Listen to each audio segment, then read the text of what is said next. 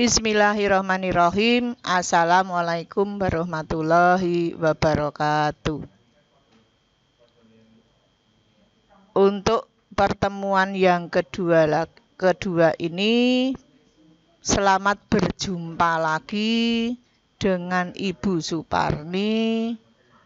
Saya akan memberikan kelanjutan daripada pertemuan yang pertama dulu, sekarang pertemuan yang kedua.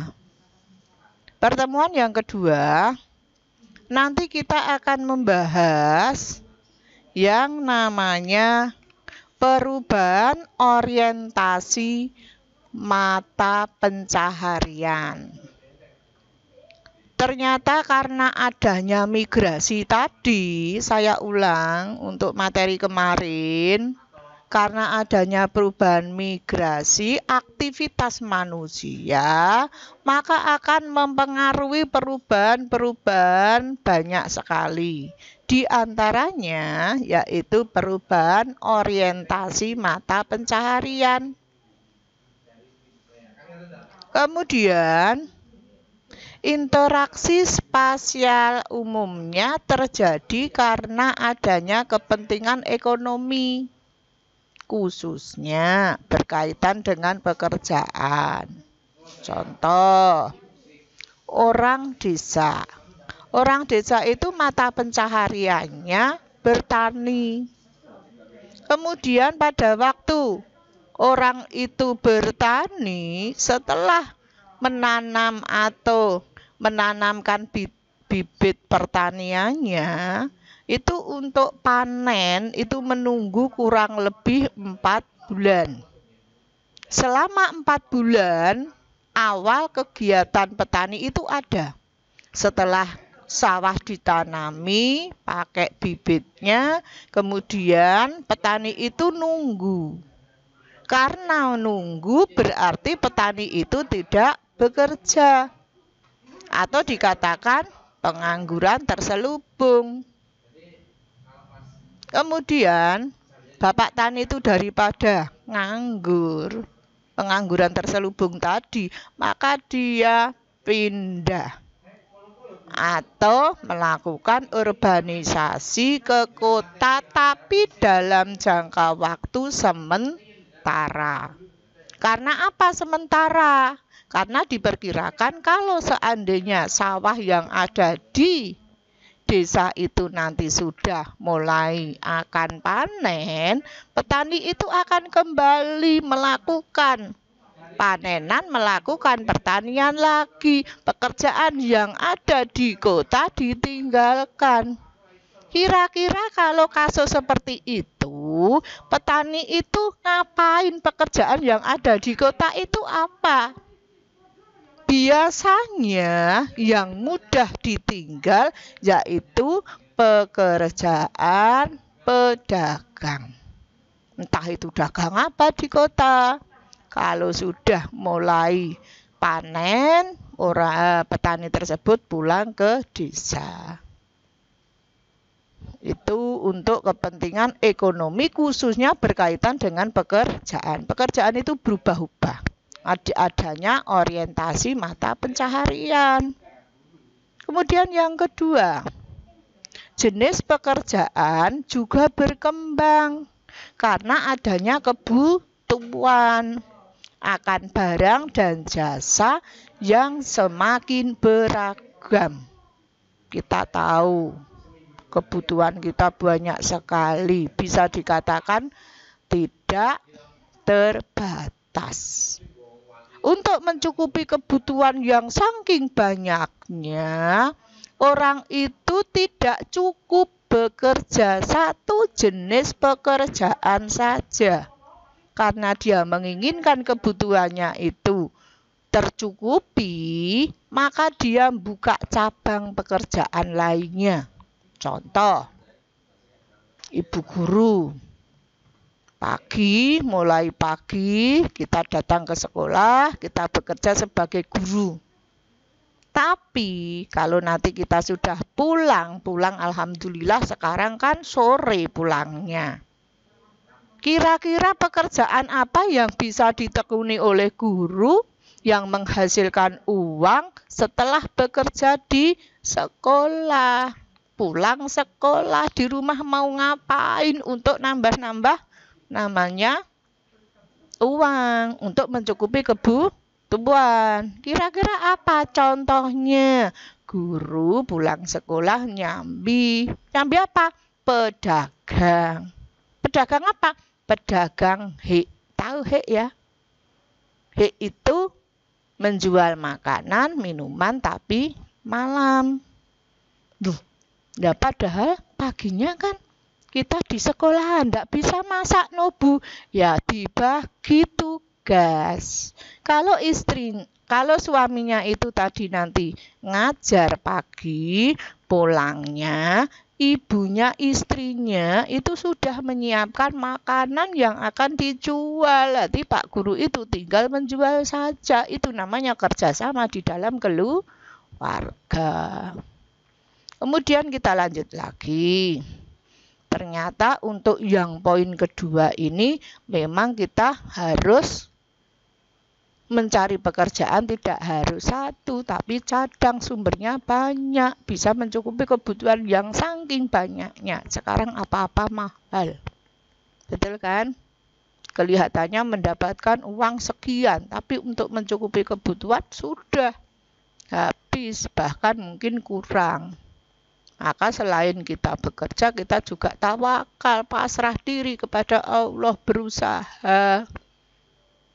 Yang penting kita berusaha, tawakal, serahkan kepada Allah. Nanti kalau kita sudah mendapatkan uang, alhamdulillah bisa mencukupi kebutuhannya. Kalau semua kebutuhan manusia tidak akan semua tercukupi. Maka kita perlu adanya prioritas kebutuhan, mana yang kita dahulukan. Ditulis nomor 1 apa, nomor 2 apa, kebutuhan pokok dulu. Kemudian baru setelah pokok, primer, baru sekunder. Sekunder baru tersier yang terakhir. Itu namanya skala prioritas kebutuhan. Kemudian kita lanjut yang ketiga. Atau poin 3. Adanya perubahan orientasi mata pencaharian yang ketiga. Orientasi pekerjaan berubah dari yang tadinya berorientasi pada sumber daya alam, yang mengandalkan alam, penghasilan yang mengandalkan alam, khususnya petani, menjadi pekerjaan lain. Seperti yang tadi saya ceritakan. Sudah tadi saya ceritakan petani nyambi pekerjaan apa dan sebagainya. Tadi kan sudah saya terangkan. Gitu. Lanjutnya. Nomor 4. Berkembangnya sarana. Mohon maaf, ini bukan saran, tapi sarana. Ini salah ketik, kemudian saya cari dulu slide-nya mendak hilang. Saya cari dulu. Di sini ada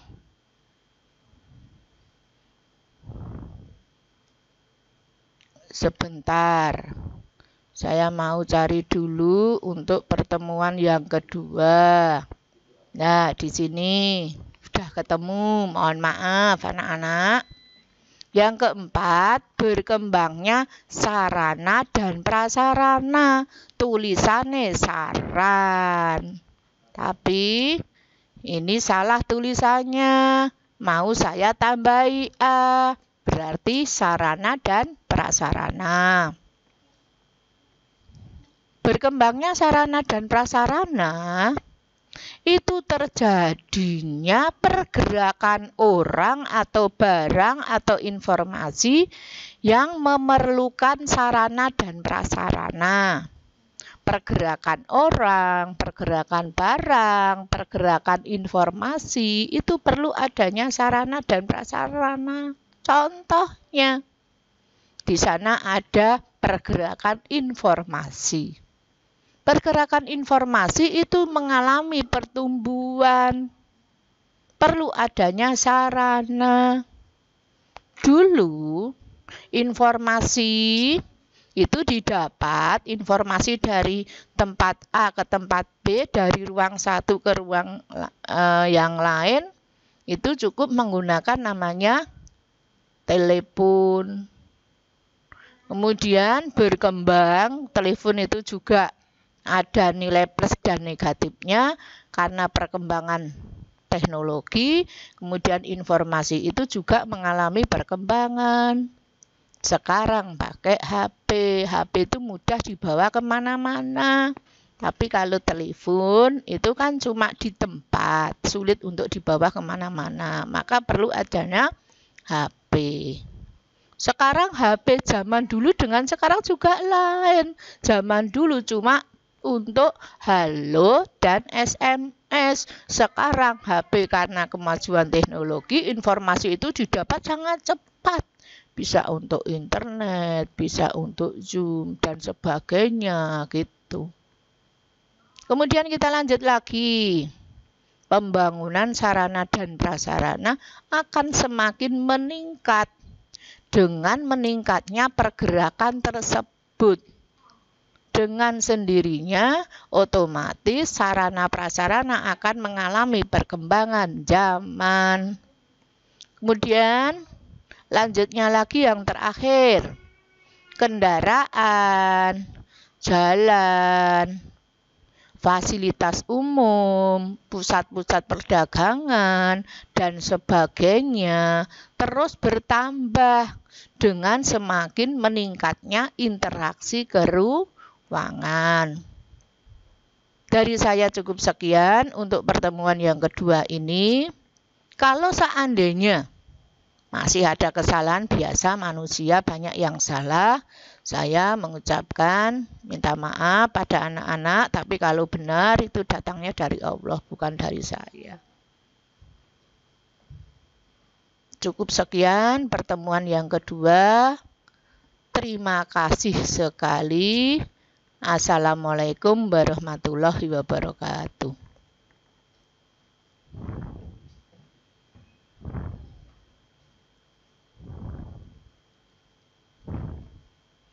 Bismillahirrahmanirrahim. Assalamualaikum warahmatullahi wabarakatuh. Berjumpa lagi dengan saya, Suparni. Untuk pertemuan yang ketiga ini sudah pertemuan yang ketiga. Pertemuan kemarin, pertemuan pertama sudah. Pertemuan kedua sudah. Sekarang kelanjutannya pertemuan yang terakhir buat saya. Untuk pertemuan yang ketiga, selesai untuk bab yang keempat. Mohon maaf ya, bab yang F, subbab yang F. Saya ulang. Subbab yang F, perubahan akibat interaksi antar ruang. Untuk pertemuan yang ketiga ini, saya akan melanjutkan materi. Kemarin itu sampai 4. Sampai nomor 4. Perubahan akibat interaksi antar ruang sampai nomor 4. Itu pertemuan yang kedua. Sekarang kita lanjutkan pertemuan yang ketiga. Perubahan akibat interaksi antar ruang itu nomor 5, yaitu adanya perubahan sosial dan budaya. Karena interaksi tadi maka akan mempengaruhi adanya perubahan sosial dan budaya. Lah, sosial itu apa? Hubungan antara manusia dengan manusia. Tapi budaya, tradisi-tradisi yang kita lestarikan, yang kita kerjakan, yang kita laksanakan sampai saat hari ini, itu dari nenek leluhur kita. Itu namanya budaya. Kemudian kita lanjut lagi. Adanya pergerakan penduduk akan disertai dengan interaksi sosial. Jelas. Kalau pergerakan penduduk, perpindahan penduduk bisa saya katakan tadi namanya migrasi penduduk, maka pasti orang itu melakukan namanya interaksi sosial. yang saling mempengaruhi terkait dengan adanya norma dan nilai yang dianut oleh masyarakat masing-masing individu atau kelompok masyarakat. Ternyata orang yang melakukan interaksi tadi atau dikatakan interaksi sosial itu mempengaruhi adanya nilai atau norma. Nilai atau norma itu apa? Norma adalah aturan-aturan yang sudah baku, sudah ada, yang sudah dilaksanakan oleh pendahulu-pendahulu kita, yang disesuaikan dengan pandangan bangsa Indonesia, sesuai dengan Pancasila. Nah, bagaimana kalau Pancasila mau dirubah? Tidak bisa, itu sudah baku. Kita sebagai patokan, sebagai norma, itu pandangan hidup bangsa Indonesia. Kemudian kita lanjut lagi.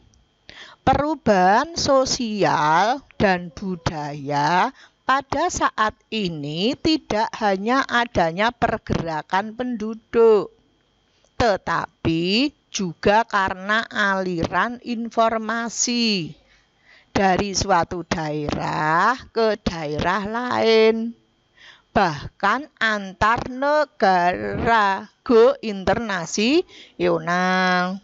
Contohnya, ternyata interaksi manusia, interaksi sosial itu tidak hanya suatu wilayah. Sekarang sudah zamannya globalisasi, go internasional. Kita bisa meniru atau mencontoh negara lain atau mungkin bukan negara tapi gaya hidup seseorang. Contohnya, saya beri contoh gaya busana aktor atau aktris yang ada di Amerika, kemudian ditiru oleh penduduk Indonesia. Pas tidak, ya kita lihat dulu pakaiannya seperti apa, gaya bahasa orang-orang Amerika. Gaya busana, maaf, bukan bahasa tapi busana.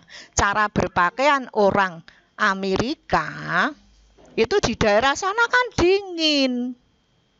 Terus caranya sudah berbeda dengan orang Indonesia. Itu karena apa? Karena kemajuan teknologi tadi, adanya informasi selalu meningkat. Tapi kita sebagai bangsa Indonesia, kita itu sudah punya namanya pedoman, harus disesuaikan dengan bangsa Indonesia. Yang ora sesuai mau gaco, mohon maaf ya, kalau gaco niru-niru itu tidak pas. Contoh, gaya bahasa orang-orang artis di Amerika itu kalau putri itu pakaiannya itu kan pakaiannya itu kurang kain, itu dia kainnya kurang, nganggo kelambi apa niku jukengsi katanya. Terus lengannya kelihatan. Kemudian langsung pakai pakaian roknya rok mini, roknya adike dinggo. Lah sesak. Nah, terus pupune ketok, seperti itu. Pakaian seperti itu dipakai orang Amerika biasa. Tapi bagaimana kalau orang Indonesia meniru plekser? Plekser dalam arti pakaiannya cendak, ya toh? Seperti itu bagaimana? Itu tidak pas, tidak sesuai dengan pandangan hidup bangsa Indonesia, yaitu Pancasila. Pancasila tidak mengajarkan seperti itu. Kita mempunyai power sendiri. Kita mempunyai namanya budaya sendiri. Kita boleh ngadopsi, baik itu budaya, baik itu politik, baik itu ekonomi, tapi disesuaikan dengan kemampuan bangsa Indonesia. Seharusnya begitu. Nah, contohnya tadi ya, mengenai busana tidak pas. Kalau kita bagaimana? Kita ketimuran mempunyai adat sendiri. Kalau pakaian ya sing sopan, sing pantes. Apalagi yang muslim. Yang muslim itu ada aturan tersendiri untuk berpakaian. Kalau wanita, auratnya itu pakai auratnya. Kita berdasarkan Quran. Quran itu sumbernya dari Allah. Lah kita hidup di manusia, kalau kita tidak berpedoman kepada Allah, sumber dari Allah, kita mau cari pedoman mana? Dunia. Dunia itu fana. Nah kita besok raurungo, terakhirnya kita nanti akan mati, kita kembali kepada Allah.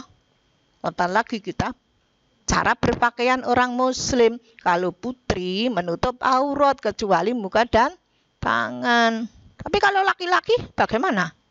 Auratnya laki-laki? Aurat laki-laki itu mulai dari apa itu? Pusar. Pusari apa? Udel. Nah, sampai ke apa itu namanya? Dengkul. Dengkul apa itu? Ketuk nggone lutut. Itu.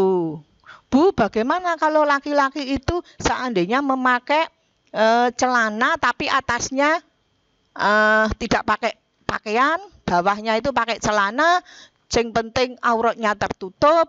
Kalau mau melakukan sholat, menurut hukum itu boleh tapi ora patut. Mongsok menghadap Allah itu telanjang kan tidak boleh, ora pas.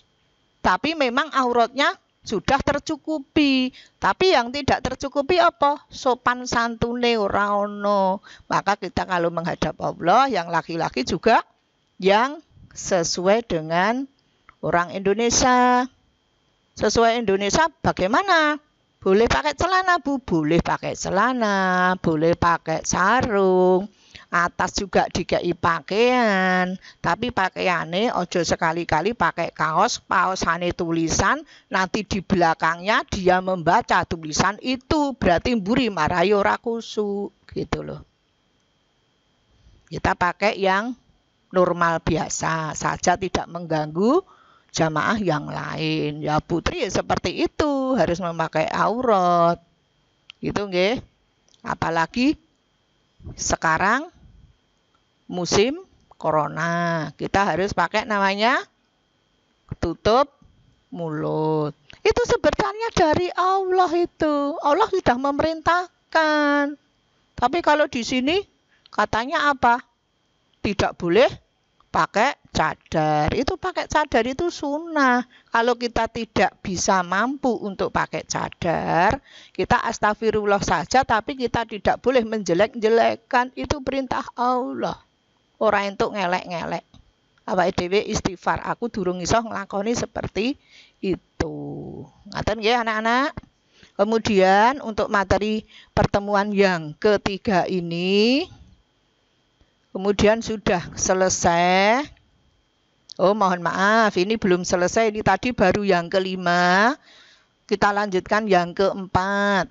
Berubahnya komposisi penduduk.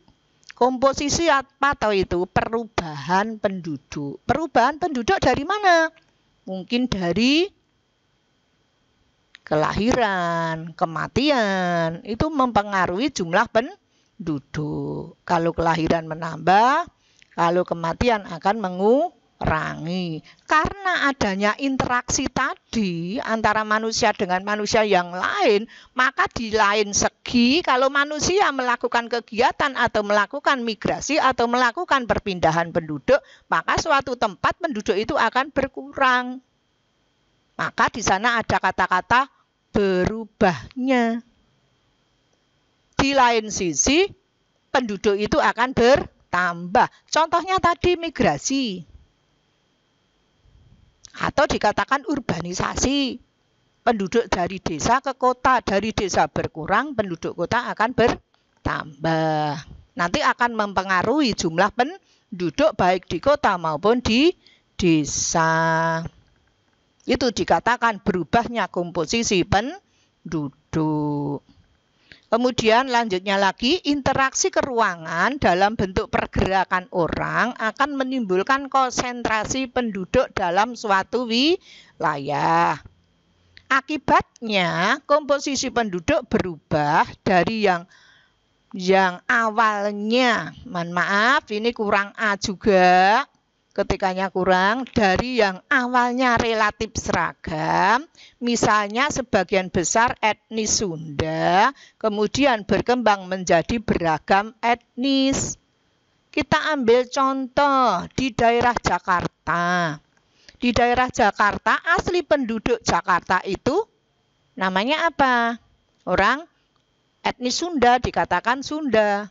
Atau bisa dikatakan etnis, kalau bukan Sunda namanya etnis apa saya lupa ya. Kemudian karena adanya pergerakan atau migrasi dari desa ke kota, dari kota ke kota, mungkin karena Jakarta itu ibu kota, maka banyak yang memburu ke sana, melakukan perpindahan, baik dari 40 atau beberapa kota, itu pindah ke Jakarta dengan alasan mencari pekerjaan, kuliah, atau apapun, tapi pindah ke Jakarta. Maka di sana etnis itu akan bertambah. Kita lihat di Indonesia itu suku bangsanya banyak. Suku bangsa atau etnisnya bukan Sunda saja. Dari etnis Dayak, dari etnis Madura, dari etnis Jawa, Jawa Tengah, Jawa Timur, dan sebagainya. Maka di sana akan berkumpul mulai dari etnisnya awalnya itu beragam itu cuma beberapa, menjadi etnis yang relatif tidak beragam, cuma satu, yaitu etnis Sunda, kemudian berubah menjadi beragam etnis karena adanya perpindahan penduduk tadi.